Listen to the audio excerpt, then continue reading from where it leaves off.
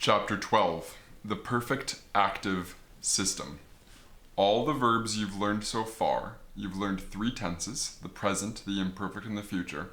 All of these had incomplete, or sometimes called imperfect, aspect.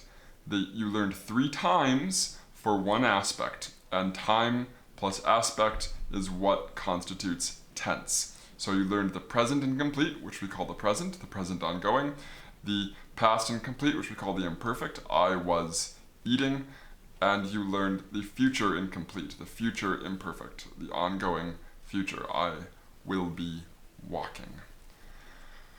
Today, we're going to learn the entire perfect system. So you're going to learn all three times, now with the complete or perfective aspect, the perfect aspect. The naming conventions are confusing, but these all have the word perfect in them. So you have the perfect tense, the future perfect, and the pluperfect. The perfect tense is the present complete, the present perfect. The future perfect is the future complete, and the pluperfect is the past complete. Conceptually, these are going to be the act describing an action that is complete at the time indicated. So the future perfect is going to say this is an action that will be complete in the future. I will have graded your tests by next week. Point in the future, the tests will have been graded. Pluperfect, yesterday I had eaten before coming to class. At some point in the past, the action was complete. I had eaten before coming to class. The perfect is the hardest one to conceptualize. We'll say why, but what it's really doing, in its purest sense, it is saying that in the present, this action is finished. And the most literal translation of this would be, I have eaten. I'm saying right now, the eating is already finished. I have eaten. Why this is a little complex is English likes their simple pasts, and as we'll see, Latin often uses the perfect, that is, the present complete tense, where we would expect or use a simple past. And many textbooks, this one sort of is halfway between this, but many textbooks will actually teach this like it's just a simple past. That's okay, but I think learning that this is a completed action in the present will help conceptually when we introduce some additional things later on, especially the perfect passive system and the use of participles. It's really helpful to remember that this is the present time complete aspect. So perfect, future perfect, and pluperfect. Pluperfect meaning from the word plus, meaning more, and perfect meaning complete, perfectly. Okay, so how do you make the perfect? Step one, you need to know your principal parts. So here are the first three principal parts of the verb to love. Amo, amare, amavi. I suppose I could go like this. The fourth principal part will be used to make the future passives. We haven't done any passives yet this year, so set that aside. But the third principal part you need to know for the perfect system. This is really easy in the first and second conjugation because you add vi or ui, as the case demands, which are the same letter. U and v are the same letter in Latin. It's just whether you're pronouncing it like a vowel or a consonant. We, by convention, write them differently in most modern textbooks and texts. So often you can figure out, not all the time, but often you can figure out what the third principal part is if you only remember the first two by taking your stem, am, your thematic vowel, and adding vi or ui. That works about 80% of the time in the first and second conjugation. It works a lot less often in the third and the fourth. often you will need to simply memorize the third and fourth conjugation. The third principal part of the third and fourth conjugation verbs. And we'll look at examples of this as we go.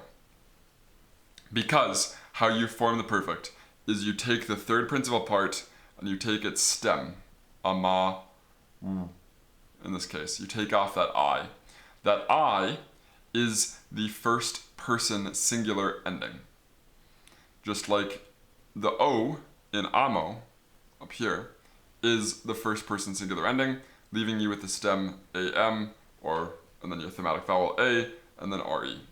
Likewise, am, you can kind of think of that as like the fundamental stem, but really the whole thing, am plus the thematic vowel, which will sometimes change for the record, that this, what vowel shows up here in the perfect tense, pay attention to that.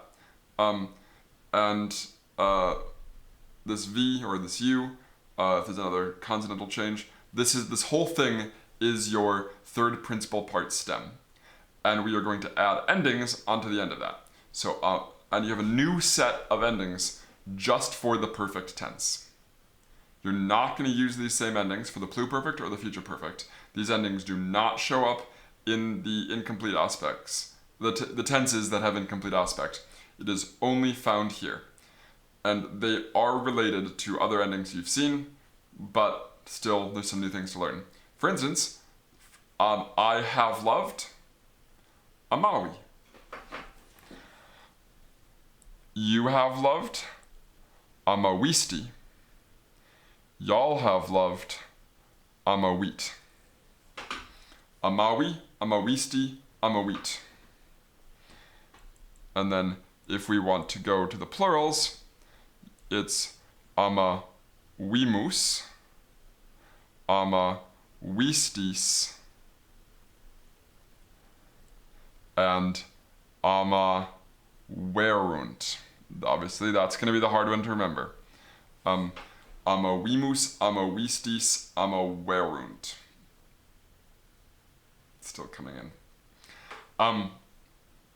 So, new set of endings. E, isti, eat. Imus, istis, erunt. You need to memorize that set of endings for the perfect. That is, I have loved, you have loved, he, she, it, Steve has loved, we have loved, y'all have loved, they have loved.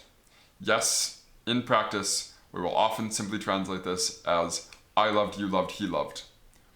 But it will be useful to you down the road to remember this is a present time complete aspect that over literally should be translated I have loved.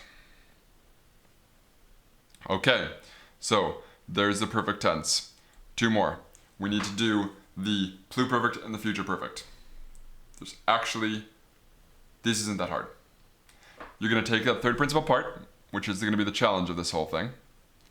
Take the third principal part, ama, w, and you are going to combine this with the verb to be. This works almost every case. There's one exception to this. You're going to combine this with the verb to be in either the future or the imperfect tense. And I don't mean give both words. You're going to smush them together into one word, which, point of interest, is also what happened with the formation that ed is a combination with the English word did that's smushed into one word over time. That's neither here nor there. So, ama, where o is the, amawero is the first person singular future perfect. And you'd print them together, so it's one word. I will have loved. And amaware is the pluperfect. I had loved. And that will pretty much work. Ero, eris, erit, erimos, erimus, eristus. Eram, eras, erat, eramus, eratus, erant. It works for all but one. You may have spotted the problem. We can't use erunt for the third person plural, because that's the form that shows up as the third person plural of the perfect tense. So we instead use ama where int with an I. I-N-T. That's the exception, because if we used erunt, it would look like the perfect third person plural. So those are your forms. Ero, eris, erit, smushed together with the third principal part, giving you amawero, amaweris, amaweret, or eram, eras, erat, giving you amaweram, amaweras, amawerat. So there you go. You need to memorize those forms, but you've already got most of them. It's just new ways of combining things that you haven't seen combined before, and of course having to learn your third principal parts. Hopefully you've learned them along the way. If you haven't, it's time to do some review.